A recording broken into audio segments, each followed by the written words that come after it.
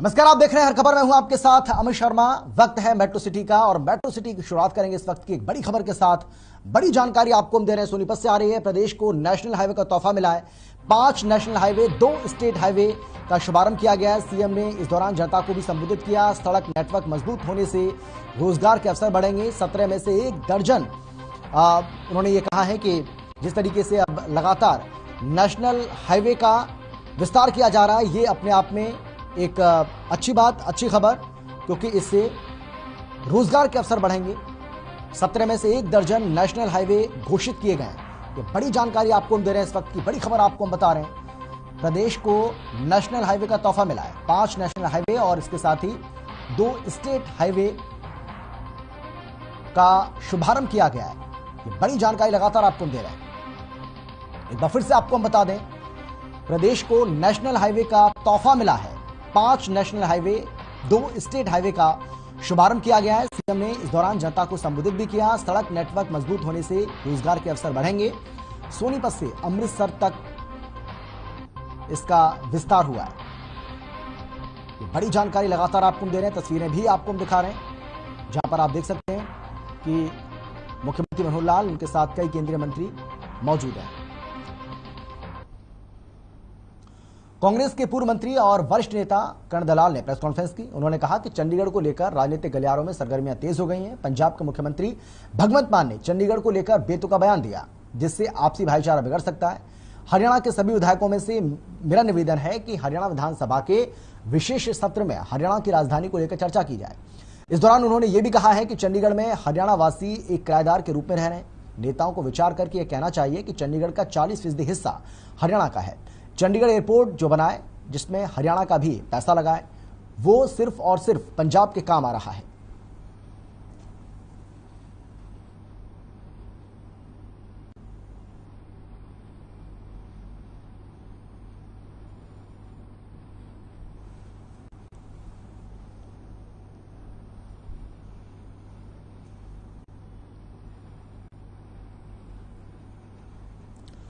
चंडीगढ़ में कांग्रेस प्रदेश अध्यक्ष कुमारी सैलजा और प्रदेश प्रभारी विवेक बंसल ने प्रेस कॉन्फ्रेंस की। इस दौरान कुमारी सैलजा ने पंजाब सरकार की ओर से चंडीगढ़ को लेकर पारित किए गए प्रस्ताव को असंवैधानिक बताया। साथ ही यह भी कहा कि कांग्रेस इस प्रस्ताव की घोर निंदा करती है। वहीं कांग्रेस के प्रदेश प्रभारी विवेक बंसल ने कहा कि कहीं ना कहीं ऐसा लग रहा है कि मुख्य मुद्दों से भटकाने के लिए बीजेपी और आम आदमी पार्टी सियासत कर रही है। महंगाई से लोग लाचार हैं, लेकिन कोई कुछ नहीं बोलता है। इन मुद्दों पर क्यों नहीं चर्चा होती है?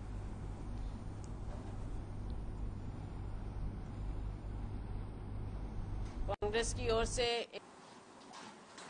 अभी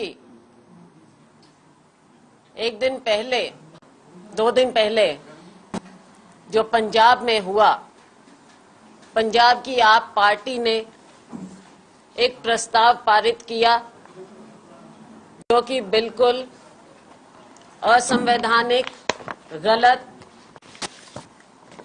पंजाब के लोगों को बरगलाने वाला और हरियाणा के अधिकारों पर कुठाराघात करने वाला था। पंजाब सरकार ने चंडीगढ़ को लेकर जिस तरह से अपना हक जताया है, कांग्रेस पार्टी इसकी घोर निंदा करती है। दूसरी बात जो है सतलज यमुना लिंक कैनाल की, वो भी अपने आप में बहुत महत्वपूर्ण है। उसके लिए भी हम लोग मांग करते हैं, क्योंकि ये बहुत समय से लंबित ये मुद्दा चला। 2016 में सुप्रीम कोर्ट ने, जो सर्वोच्च न्यायालय ने आदेश पारित किया, उसके बाद भी उसका क्रियान्वयन और संज्ञान वर्तमान मुख्यमंत्री ने, जबकि सर्वदलीय बैठक के उपरांत उस पर कोई ठोस कदम उठाने थे या उनको अवगत कराना था कि इसमें ये बाधाएं हैं। उसका जो क्रियान्वयन नहीं हुआ, उसमें प्रस्ताव था प्रधानमंत्री जी से मिलने का, तो या तो प्रधानमंत्री जी की तरफ से वो अवरोधक रहा तो स्थिति उस पर स्पष्ट की जाए।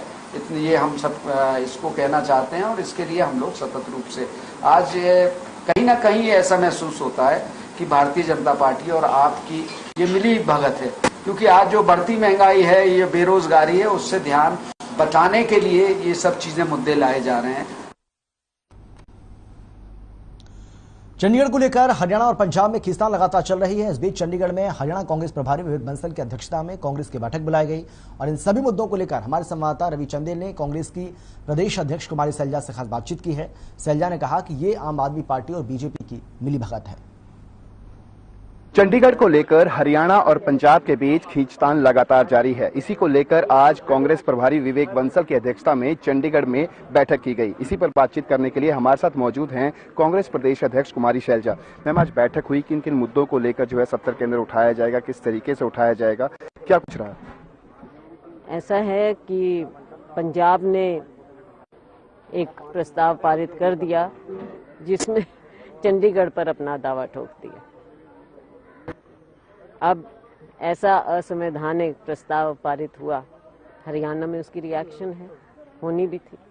तो ये बिना बात के इन्होंने ये बात शुरू कर दी है, जबकि इनके सामने नई सरकार बनी। हम तो उनको अपनी बेस्ट विशेस दे रहे थे कि पंजाब के लोगों के लिए कुछ करके दिखा दो, आपने वायदे बहुत बड़े बड़े किए हैं, कोई उनको लागू करो। अब आप जो आपने कहा पैसे देंगे और फ्री का क्या देंगे और लागू करो, अब वो तो कर नहीं पा रहे हैं। ध्यान बांटने के लिए ऐसा प्रस्ताव पारित कर दिया। अब हरियाणा में हम इस चीज को कैसे अब देखें, कांग्रेस का स्टैंड हमेशा से रहा है कि ये सारे मुद्दे हैं एक साथ हैं, चंडीगढ़ को आप अलग कैसे करोगे। हरियाणा सरकार ने, भारतीय जनता पार्टी सरकार ने विशेष सत्र बुला लिया, इसका विधानसभा का सत्र बुलाया है। लेकिन ठीक है, डिस्कस होंगे ये मुद्दे, पर हमारा सवाल ये है कि भारतीय जनता पार्टी सरकार ये जवाब दे हरियाणा के लोगों को कि आपने इन मुद्दों पर हरियाणा के लोगों की लड़ाई लड़ी कब है। SYL का अगर हम मुद्दा उठाएं, सुप्रीम कोर्ट का फैसला आया, सर्वदलीय बैठक हुई, आपने वायदा किया कि आप माननीय प्रधानमंत्री जी से मिलेंगे, आप मिल नहीं पाए या वो नहीं मिले, कल बता दीजिए आप। इसके अलावा आपने किस मुद्दे को कैसे उठाया, कब इन बातों को सुलझाने की कोशिश की। आपकी तो सरकार रही पंजाब में भी, केंद्र में भी, यहाँ भी, और आप तो कहते थे कि आप बड़े फैसले ले सकते हैं, बोल्ड फैसले ले सकते हैं, तो क्यों नहीं लिए। आज क्यों हम यहाँ खड़े हैं, सुप्रीम कोर्ट को क्यों मजबूरन कहना पड़ा कि अगर आप लोग नहीं मानते तो हमें मामला अपने हाथ में लेना पड़ेगा। तो भारतीय जनता पार्टी सरकार और आप पार्टी दोनों मिले हुए हैं। हम अगर बात करें तो पूर्ववर्ती सरकारों में, पंजाब में अगर बात करें, पंजाब में भी कांग्रेस थी, हरियाणा में भी कांग्रेस थी। उस समय भी ये मुद्दे ज्यों के त्यों बने हुए थे, लेकिन उस समय भी इन मुद्दों का जो है कोई समाधान निकलकर सामने नहीं आया। और आज आप कह रहे हैं कि केंद्र में और राज्य में जो सरकारें हैं उनकी वजह से समाधान निकलकर नहीं आ पा रहा। किस तरीके से? मैं आपको मिसाल देना चाहूंगी कि सुप्रीम कोर्ट का फैसला जब आया है, सुप्रीम कोर्ट ने जब कहा, तो उसके बाद इन्होंने क्या किया, ये उस बारे में जवाब दें। सुप्रीम कोर्ट में मामला था पहले, सुप्रीम कोर्ट का फैसला आने के बाद तब इन्होंने क्या किया है, वो जवाब देना पड़ेगा। हम अगर बात करें पंजाब विधानसभा की, तो वहां पे जो है पंजाब कांग्रेस के द्वारा भी इस प्रस्ताव को पारित करने में खासी अहम भूमिका जो है निभाई गई। आखिरकार ये विवाद जो है, अब हरियाणा कांग्रेस एक तरफ अलग स्टैंड दिखा रही है, पंजाब कांग्रेस का एक अलग स्टैंड है, किस तरीके से देखें? तो हम अपने हक की लड़ाई लड़ेंगे।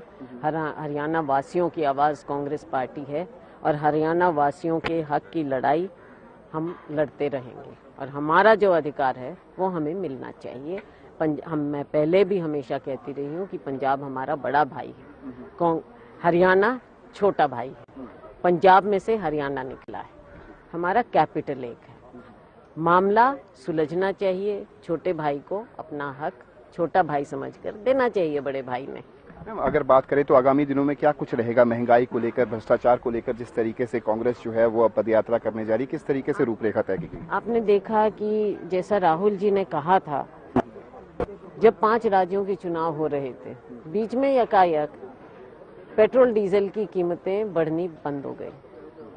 राहुल जी ने तभी वार्न किया था कि आप देख लेना, चुनाव खत्म होने के बाद ये फिर से प्राइस इंक्रीज होगा, और वही हुआ।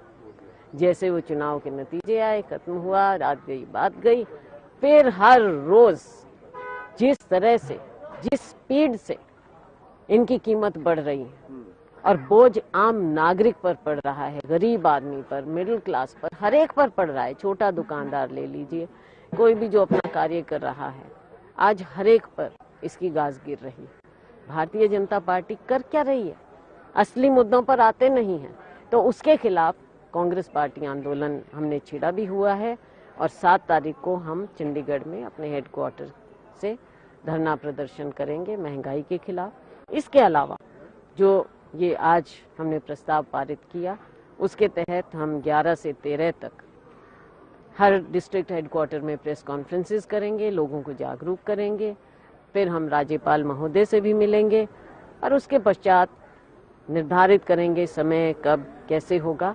हम इन मुद्दों को लोगों तक लेकर जाएंगे और हम जमीनी स्तर पर पद यात्राएं करेंगे कांग्रेस जन और लोगों को इन मुद्दों के बारे में उनको जोड़ेंगे। बहुत बहुत शुक्रिया। तो ये थी हमारे साथ कांग्रेस प्रदेश अध्यक्षा कुमारी शैलजा, जिन्होंने साफ लफ्जों में कहा कि मौजूदा समय के अंदर हरियाणा और केंद्र के अंदर जो है वो बीजेपी सरकार है, यदि वह चाहे तो इन मुद्दों को जल्द से जल्द कोई समाधान निकाल सकती है। साथ ही उन्होंने कहा कि जिस तरीके से अगर हम बात करें तो ये आम आदमी पार्टी और भारतीय जनता पार्टी की मिलीजुली सियासत है, जिसके तहत मुख्य मुद्दों से भटकाने के लिए इस तरीके के मुद्दों को जो है वो उजागर किया जा रहा है। चंडीगढ़ से हर खबर हरियाणा के लिए रवि चंदेल के साथ कैमरा पर्सन किशन की रिपोर्ट। और इसी मुद्दे को लेकर हमारे संवाददाता रवि चंदेल ने कांग्रेस विधायक शमशेर सिंह गोगी से भी खास बातचीत की है। उन्होंने साफ शब्दों में कहा है कि बहुत सी सरकारें आई लेकिन किसी ने भी इस मसले का हल नहीं निकाला, फिर चाहे वो कांग्रेस हो, इनेलो हो या फिर बीजेपी। सुनिए क्या कुछ कहा। पंजाब विधानसभा में चंडीगढ़ को लेकर प्रस्ताव पारित करने के बाद सियासी संग्राम लगातार जारी है। इस समय हमारे साथ मौजूद हैं कांग्रेस के विधायक शमशेर सिंह गोगी। सर, किस तरीके से देखते हैं तमाम तरह का आरोप प्रत्यारोप का सिलसिला लगातार जारी है, विशेष सत्र बुलाया जा रहा है, क्या कहना है आपका? देखो, ये जो पंजाब सरकार ने ये फैसला किया है ना, ये उनका एक मतलब छोटापन दिखाता है।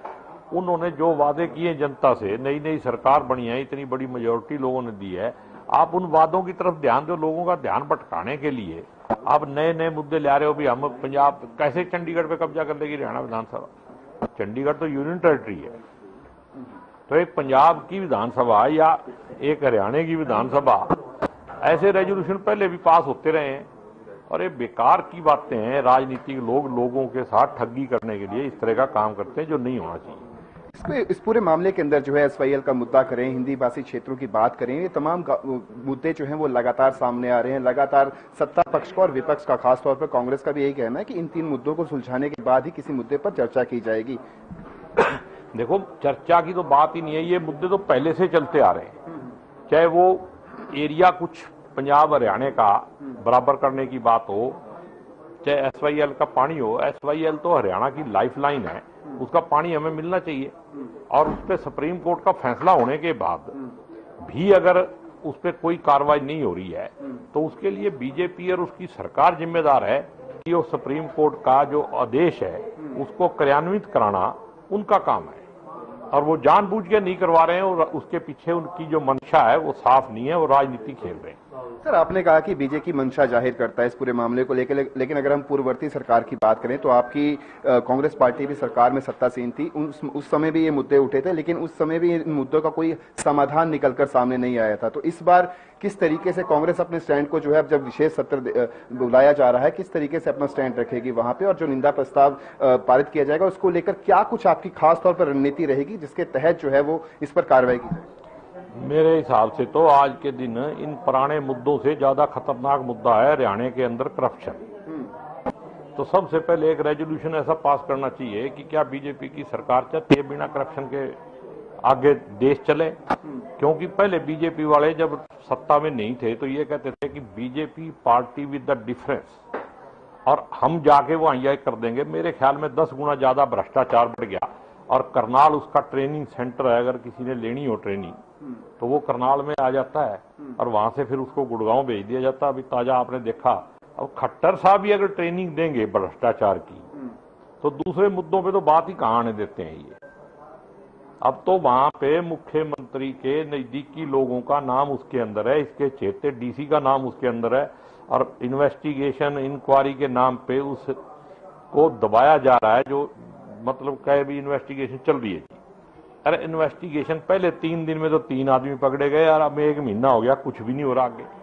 मेरा सवाल आपसे ये था कि पूर्ववर्ती सरकार जो है वो इस मामले को लेकर, चंडीगढ़ के मामले को लेकर, SYL के मामले को लेकर, हिंदी भाषी क्षेत्र जो विवाद उत्पन्न हुआ है उसको लेकर जो है आपकी सरकार भी रही, किस तरीके से देखते हैं? उस वक्त भी इसका समाधान नहीं निकला, भ्रष्टाचार एक अलग मुद्दा है। मैंने तो स्टेज से ही कह दिया कि हम तो जब से होश संभाली है ये SYL सुनते सुनते बुढ़े हो गए। किसी ने ईमानदारी से इस मुद्दे को खत्म करने के, तो इलेक्शन आता है तो ये मुद्दा बनता है। मैंने बोला वहां पे भाई ऐसा नहीं होना चाहिए, आप लोग ईमानदारी से इस मुद्दे का हल ढूंढिए, बैठ के दिल से इसको खत्म करिए, ताकि जो विश्वास है लोगों का वो भी आप में बने, भी कौन नीयत से काम कर रहा है कौन नहीं कर रहा है। अगर कहीं ना कहीं इसमें गड़बड़ ना होती तो आज ये मुद्दा ही नहीं होता। गड़बड़ तो हुई है ना, बेईमानी मैंने की या किसी और ने की, बेईमानी तो हुई है।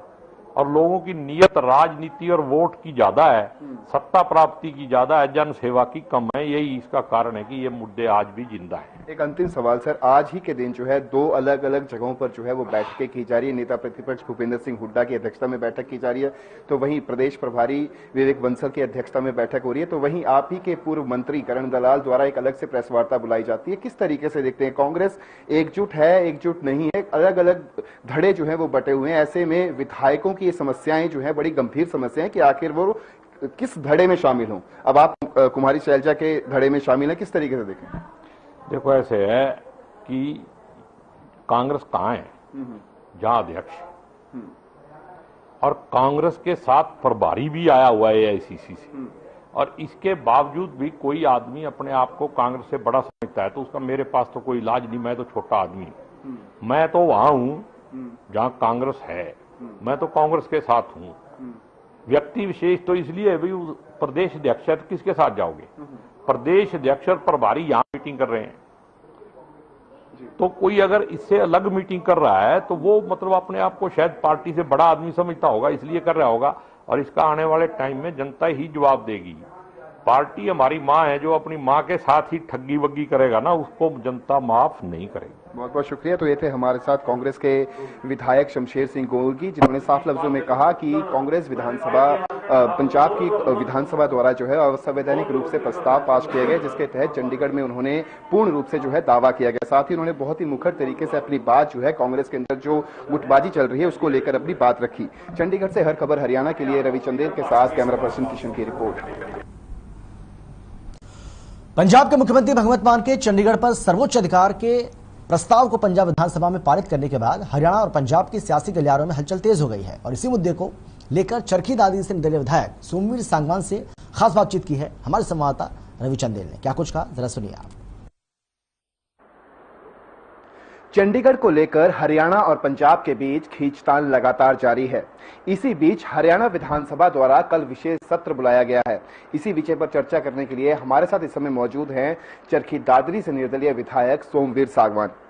सर, किस तरीके से देखते हैं पंजाब विधानसभा द्वारा चंडीगढ़ पर अपना सर्वोच्च अधिकार को लेकर जो प्रस्ताव पारित किया गया, अब उसी एक्शन के रिएक्शन के मद्देनजर हरियाणा विधानसभा में विशेष सत्र बुलाया जा रहा है, क्या कहेंगे इस पर?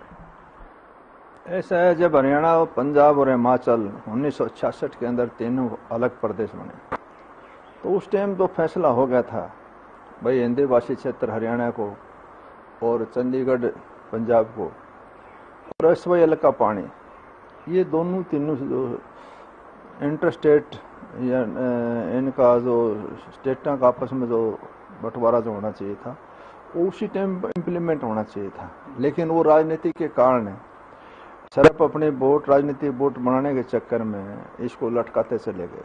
आज बहुत सा पानी हरियाणा का वाया पंजाब पाकिस्तान में चला जाता है, बहुत बड़ी वेस्टेज है पानी की। उस पानी का सदुपयोग पूरे देश की, यहाँ नॉर्थ इंडिया के अंदर हरियाणा, पंजाब, राजस्थान का जो इलाका है इसके अंदर उसका यूज़ हो सकता था, बढ़िया खेती बन सकती थी। लेकिन वो सिर्फ एक हर धर्मिकता के कारण अपने सिर्फ वोट इस माध्यम बना के पंजाब के जो जितनी भी सरकारें उन्होंने इसका मिसयूज करा और उस पानी की आज भी बर्बादी हो रही है। जो आज वे कल माननीय मनोहर लाल जी ने हरियाणा सरकार का सेशन बुलाया है, इसका भी सिर्फ एक ही मकसद है कि पंजाब के भाइयों ने, पिछले नई सरकार बनी है, उन्होंने सेशन बुला के प्रस्ताव पास कर दिया कि चंडीगढ़ पंजाब की है। ये कोई लॉजिक नहीं है, इससे कोई चीज़ का आधार नहीं है।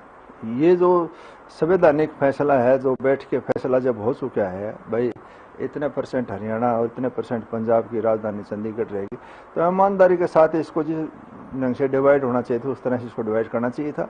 और ये इसको कोई चेंज अब नहीं हो सकता। मैंने समझता है कि इस समस्या को समाधान भी नजर आ रहा है। अब ये एज इट इज रहेगी। हरियाणा हक जो हरियाणा को मिलना चाहिए और पंजाब को हक पंजाब का मिलना चाहिए। इसको आपस में स्टेटों का टकराव करने के बजाय इसका बैठ के और इस परमानेंट समाधान इसका करके और जो जिसका हक है उसको मिलना चाहिए और इस समस्या का समाधान होना चाहिए।